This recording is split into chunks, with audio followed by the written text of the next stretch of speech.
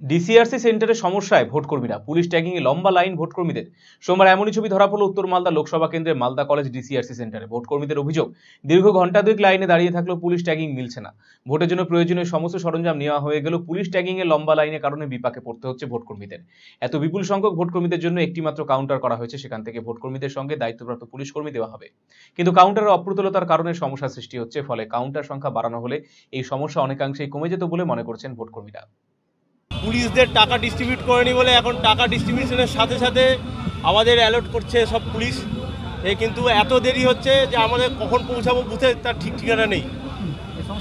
হ্যাঁ, আমরা তো বুঝতে পারছি না। এই তো লাইন তো দুপা এগোলো, হঠাৎ মানে 1.5 ঘন্টাতে দুপা এগোলো। ওখানে বলছে পুলিশদের যা অভিযোগ যে ওনাদেরকে টাকা দেওয়া হয়নি আগে থেকে, এখন টাকাও দিচ্ছে, ডিউটিও অ্যালার্ট করছে। একসাথে দুটো করার জন্য প্রচুর সময় লাগছে। এবার আমরা কখন বুথে পৌঁছাবো? হ্যাঁ, এখানেই তো অর্ধেক এনার্জি শেষ। আবার তো আলমপুরের ওদিকে যেতে হবে। আবার দাঁড়িয়ে আছি সেই 1 ঘন্টা পার হয়ে গেল। 1 ঘন্টা পার হয়ে গেল। 1 ঘন্টাতে এখান থেকে এত অব্দি এসছে। আমরা কি করে বলবো? সেটা বিডিও বলতে পারবে, সেটা পুলিশ প্রশাসন বলতে পারবে। আমরা তো কর্মী, আমরা কি করে জানবো? এরকম তো ব্যবস্থা দেখিনি।